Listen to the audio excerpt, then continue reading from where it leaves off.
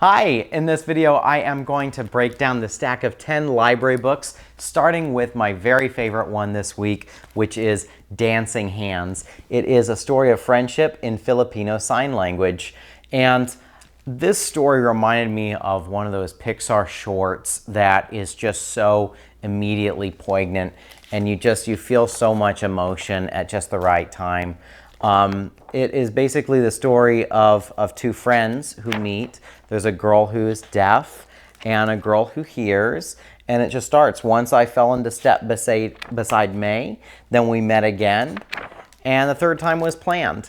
And so they start forming a friendship, they start hanging out, they start playing games, and the girl who's deaf teaches the other girl how to make her hands dance, as they put it. So in other words, to use Filipino Sign Language. And I think what was so cute is just watching this friendship unfold on the pages. And then this last page is the one that got me. Basically both times I read it, it says, "We are Sam and May, we are best friends." And I just felt that the story was so deeply felt. It felt so authentic and personal. It really connected with me. And I think you'll love it. It's very, very sweet. Next up, I have Nosotros, means us. So you can see minimalism seems to be winning this week. This is also just a very simple book, you know, white pages and minimal illustrations here. But this one is a story of a mother talking to her little boy, and she's saying, "If I were a sheep, you would be a lamb. If I were a horse, you would be a foal." And it keeps going, but it evolves a little bit. And basically this mother recognizes that over time, her little boy is going to change. Her little boy is going to grow up and change into something bigger than her, not just a little version of her. But the real heart of the story, I think, is right here.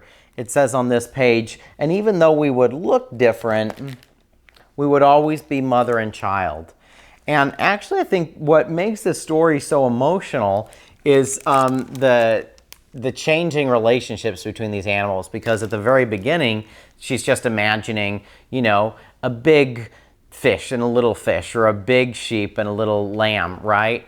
But over the course of the story, that changes, and that's communicated in the color here. So now in this last illustration, you have the mother depicted as a little fragile bird, and the baby depicted as a deer or some kind of large animal. That is my 5-month-old daughter, by the way, so that's how I started this series. So anyway, another really nice feature about this is it's in Spanish too. So if you want, you can read it in Spanish and then read it in English. And I think it's a great way to try and introduce your kids to the sounds of other languages that hopefully they'll get to learn someday. Next up, I have Nell Plants a Tree, and this is a story about a beautiful, beautiful tree that a family has lots of fun under, climbing the tree, having little parties around the tree, harvesting the pecans from the tree and making pecan pie. But it kind of is flashing back, and it's saying, before all this, Nell planted a seed. Before all this, Nell let in the sun, etc. And then you realize as you're reading the story that Nell is the grandma who back in the day planted this tree that's now grown into this anchor for this whole family. And it's just a really beautiful concept. Amazingly, I didn't get the concept the first time I read it. I think I was focusing on the words and not enough on the pictures. But when you see it all put together, it's beautiful. Next up, I have My Must-Have Mom. And this is a story about a mom who likes to collect junk and trash. She loves to go looking around and seeing what other people have discarded, and then she likes to transform it. So she takes stuff home, and the reason the kid calls her My Must-Have Mom is because she's always saying, "Oh, I must have that, I must have that, I must have that." And then they have a neighbor who's kind of grumbling when they see the mom taking in some new junk into her home. But I love that this is a story about someone who likes to craft, who likes to repair, who likes to renew old thrown away items. So I think that's a really nice thing to share with kids. And then the story evolves when the kid starts realizing, well, wait, what if my mom tries to change me and make me into something else? And then the mom tells the boy, well, don't worry about that, because I would never try to change you. You're going to do enough changing all by yourself. I just want to be here to support you and to, you know, to be here with you on this journey. So I think that that was a really, really charming story. Very cute illustrations too, with a unique design style. Next I have Shoes Off Please, and this book feels very much like a story that a kid would just enjoy reading. It's a little bit longer, so gives you some length and some kind of storytelling, very much from like the kid's point of view. It is about a family that has a no shoes policy in their apartment, but the girl feels uncomfortable when she has to tell her friends that you have to take shoes off. And so basically the mom and the daughter come up with a way to communicate to her friends in a fun way, a way that's not going to be awkward for the girl. And their idea works. And I think it's a fun story about problem solving and about communication and positive communication, but it's about problem solving together as a family. So Shoes Off Please. Next up I have Touch the Sky. And Touch the Sky is about a girl who is swinging, and she isn't so good at swinging, so she's trying to learn how to swing. Of course, over the story, she does learn how to swing. And by the end of the story, there's another kid who also wants to learn how to swing, and it looks like she's ready to teach him. So I thought that was a cute cycle. I also just really appreciated in this book the color and the style of these illustrations. They are very vivid and very, very fun. I think that's definitely a standout in this story and would make me want to read it to my child.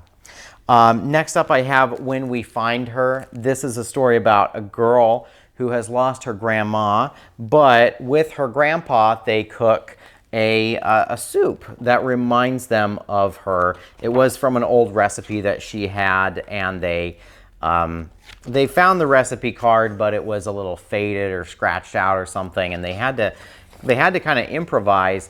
But as they're improvising, they're thinking about, you know, what would grandma have done? Like, how would she have approached this? And so they use those memories of her, and they think about her spirit as they bring that soup to life.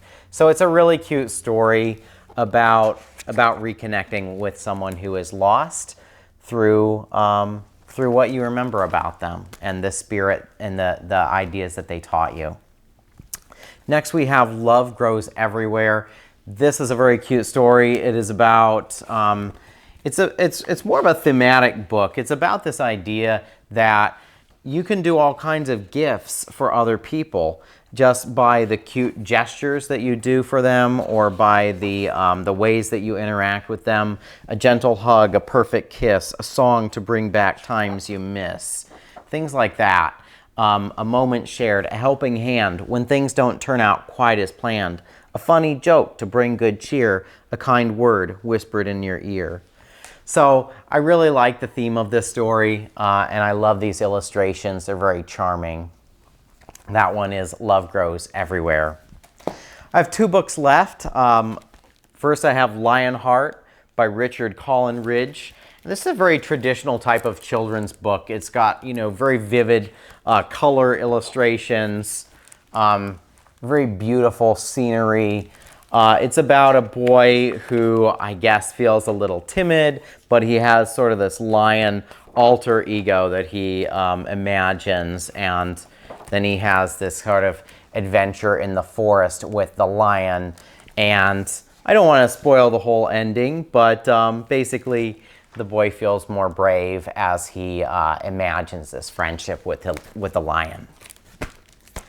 Okay, so that's Lionheart. And the last book I have is A Monstrous Bedtime. This is a really, really good last book in my stack because it is a very cute book. Basically, it's about this kid who has this tradition for going to sleep where they get a cup of water, they turn on the fan, their parents read them a story and sing them a song, and then they go to sleep.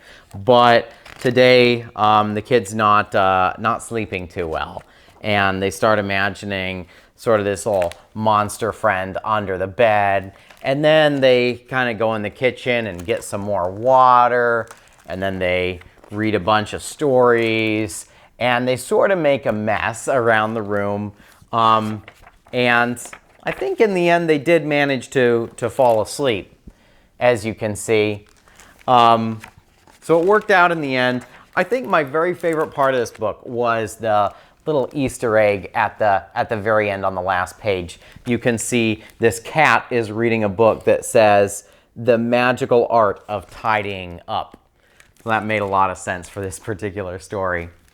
So I hope that this stack gives you some inspiration for books that you can pick up at your local library. These are typically books that are hard to find at a store like Barnes & Noble. They're books that you are generally going to find in a library that has more contemporary children's books in their selection.